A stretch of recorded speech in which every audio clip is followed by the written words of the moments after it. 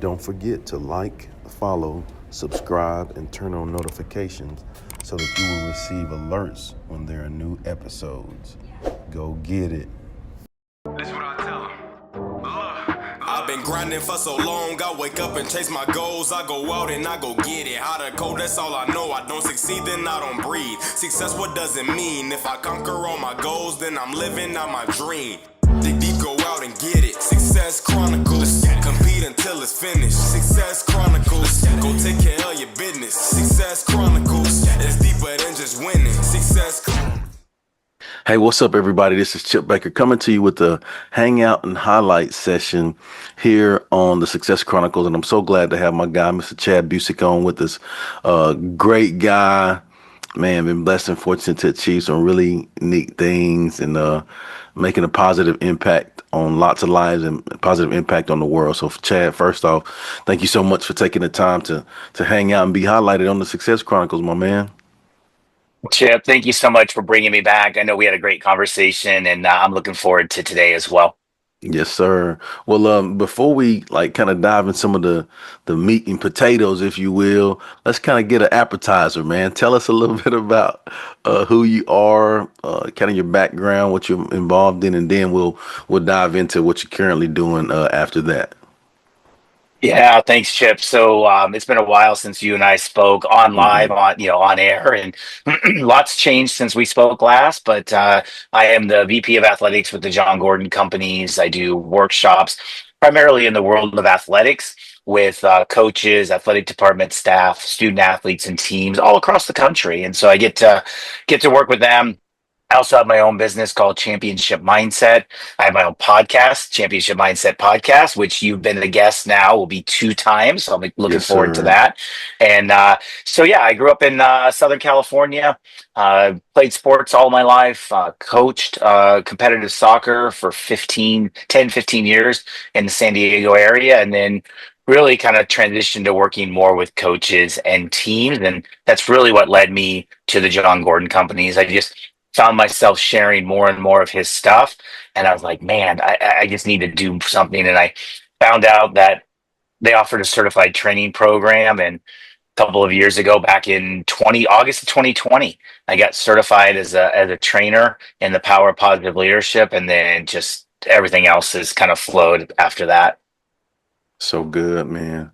So let's dive into kind of what you're doing now. I know you talked about like yeah, you work with teams, coaches, a VP of athletics. If you don't mind, just kind of talk about what you do with the company and because I know there's some people that will be watching or checking this out that Yeah. needs your service. So let's hit on that. Yeah, I mean, it's why I do what I do because I Hmm. know for me, coaches, by nature, they love their sport. Hmm. They want to give back to a sport that's been important in their lives. But the two areas that I find that coaches struggle the most are the mental side of the game and just the leadership side of it.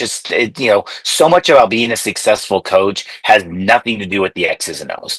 They've got that figured out. They don't need me for that. But more of like, how do we build culture? How do we build leadership? How can we have both love and accountability? How can we bring these things together to really get the best out of the people that we lead? And one of my good friends and person that I've worked with for several years, Patrick Gilliam, is a women's soccer coach at Wheaton. And I love what he says about this. He says that when college athletics is done right, it's a 4 year experience with a lifetime impact.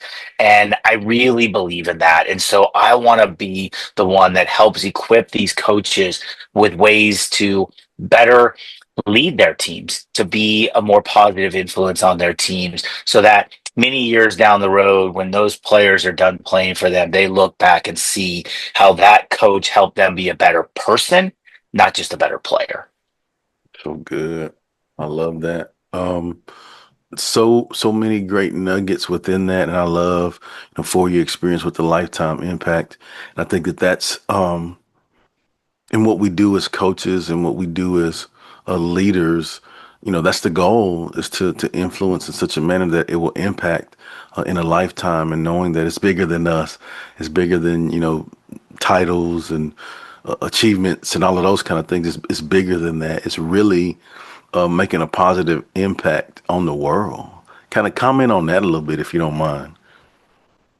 Yeah, I had an opportunity recently to be at one of John's events, Training Camp Live, and he brought all these amazing people in together. I mean, Dabo Sweeney was there, and Sean McVay, and one of the ones that really hit me was Corey Close. And she's the women's basketball coach at UCLA, and she has an amazing backstory. She's done an amazing job building that program. She was personally mentored by John Wooden. Talk about an opportunity for many years. And I love what she says. She's told the story about how John Wooden told her one time that, Corey, we're not coaching the jump shots. We're coaching the player, the person. But hey, here's the really cool thing. When you coach the person right, it usually improves their jump shot as well. I may have messed that up a little bit, but that's basically the idea behind it. And that's really what we're talking about, Chip, is that we have to go with the person over the player. And I love the saying that says that players don't care how much you know until they Until know they how know how much you much you care. care. Yes. Right. And that's it. We got to build better relationships. We live in a world right now where I get to work with a lot of college athletes. I get to do workshops. I get to work with teams. And a lot of people say that this generation, these 18 to 22-year-olds that I get to work with, that you can't be tough on them. You can't be hard on them. They're too soft. And I completely disagree with that. I actually believe this generation is craving people to call them up, not call them out, but to call them Hmm. up, right?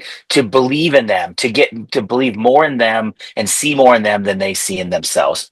But here's the key, right? That doesn't happen until they know you care about them, right? You got to love them first before you get and you earn the right to hold them accountable.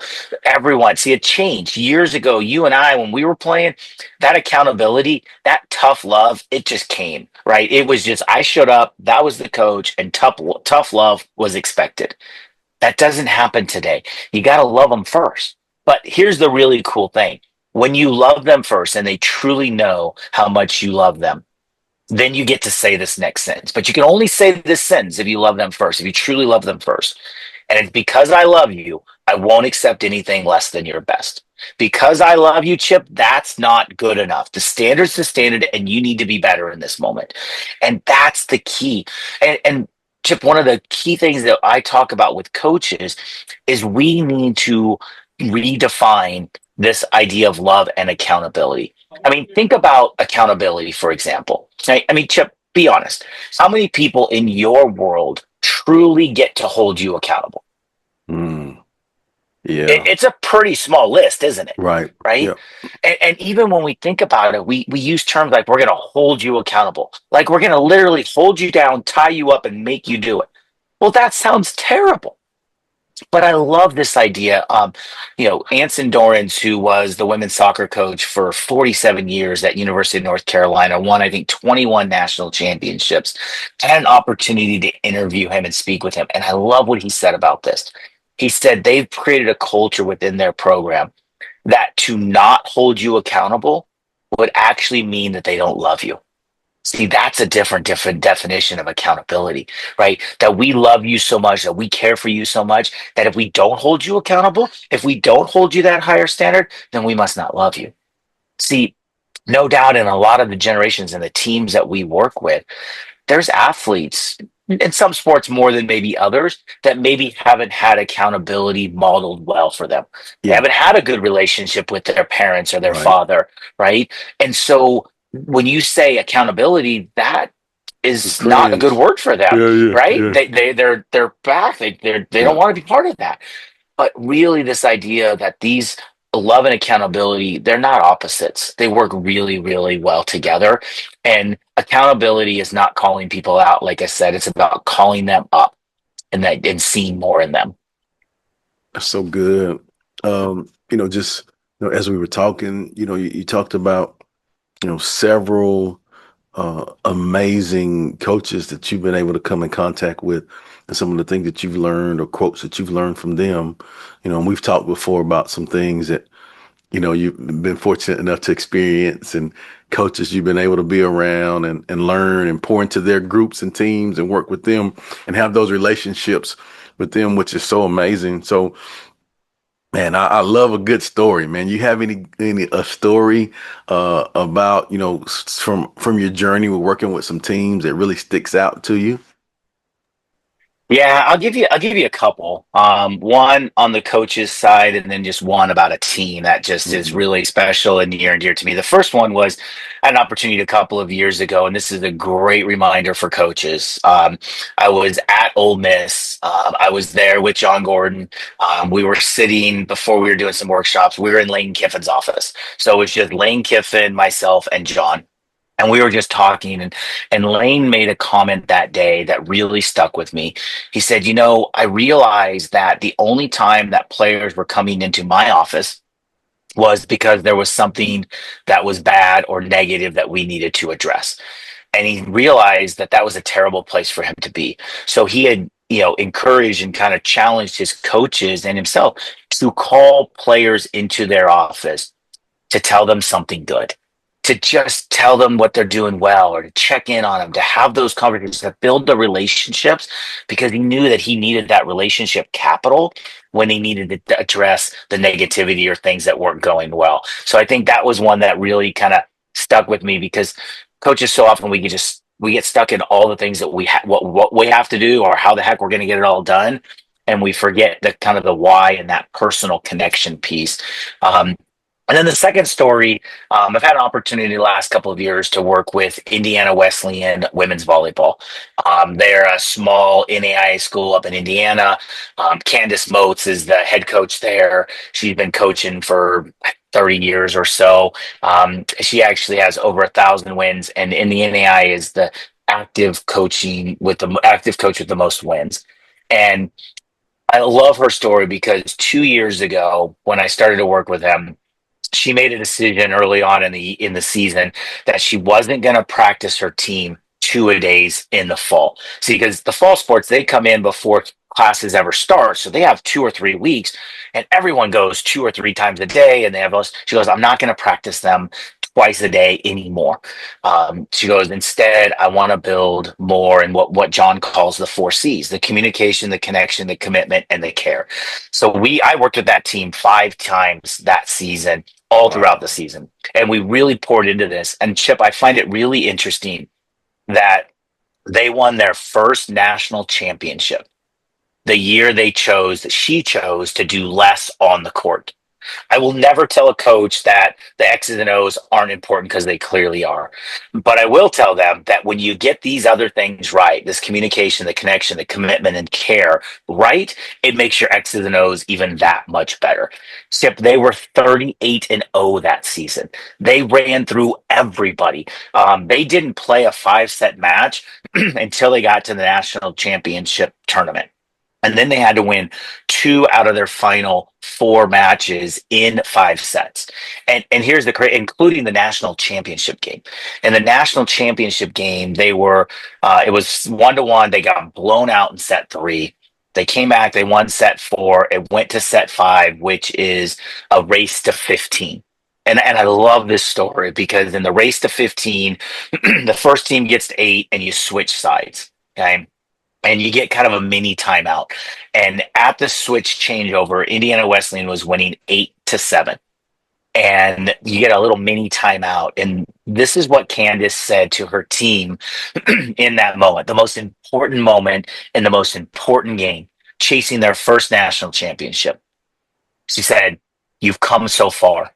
You've overcome so much this year." Their middle blocker was literally puking sick through the semifinals. What if we just let go of everything, enjoyed the moment, and played for each other? That was her speech. Her big speech throughout everything was not try harder, not run this play, not set this person. It was let go, enjoy, and play for each other. And they won 7 out of the next 10 points to win a national championship. And then they came back last year and they repeated. They're 2-time defending national champions. They just have a culture. They have a belief about them that is just like any other team I've ever worked with. And this last year, once again, they had to do it in 5 sets. And in the fifth set, I mean, Chip, I can't make this up. And if you wrote this as a script in a movie, nobody would believe it. Okay.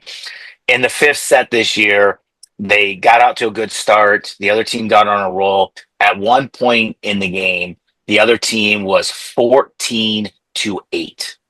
They were 1 point away from winning a national championship. And Indiana Wesleyan won the next 8 straight points, 6 of them saving national championship point to win their second straight national championship. Because they're just about the culture. They're just about the team. And it's like, hey, you might have 14 points, but you don't have 15 yet. And we're going to keep fighting for each other until that happens. Man, that's so good. I love both of those. And both of those are evident that culture is important. Culture counts. When there's a greater cause, there's a greater reason when you build those relationships like Coach Kiffin, as you were saying that, like you said, and the reason guys get called in is because they're in trouble. Like I want them to know, hey, no, I'm just checking on you, man. Like I want to tell you something good. And that makes a huge difference when the coach is intentional about building relationships. And then the second one, with the team, it's no greater thing to know that the guy or the lady beside you, truly has your back and will go all out for you. That becomes infectious and contagious. And just like you said, I believe that you can overcome any challenges when you have that type of culture and you have those strong bonds and relationships. So, man, thank you so much for sharing those. That's good stuff. Well, as we close, I'd love for you to get an opportunity to share with the audience where they can go follow you, check you out, show you some love, and those teams or coaches that may be interested in bringing you in to share, some of the workshops, some of the things that you do. I'd love for you to kind of talk on that so that they know how to get you. Yeah, I appreciate that. And the best place is typically just my website, chadbusick.com. I just revamped that a few months ago, and it's got everything that you need from the podcast, from my book is on there. Also, all the stuff, the amazing stuff that we're doing with the John Gordon Company, all the teams that we're working with, a lot of great testimonials and workshop stuff. You can also follow me on social, on X and Instagram. I'm at Chad_Busick. That's a great place to find me. You can also find me on LinkedIn and Facebook as well. Well, there it is again, Chad. I just want to say, man, thank you so much for taking the time to hang out and highlight on the Success Chronicles, and appreciate what you do. Keep up the amazing work, and God bless you on your journey, my man. Skip, thank you so much. I just so value what you do and our relationship and our Yeah, friendship and the impact and the people that you're connecting and having in the world. So I just want to highlight and shout you out as well and call you thank up you, because, man. man, the impact that you're having is truly incredible, my friend. Thank you so much, and thank you for the time, and thank you guys for checking out this episode. We'll see you next time. God bless. Go get it.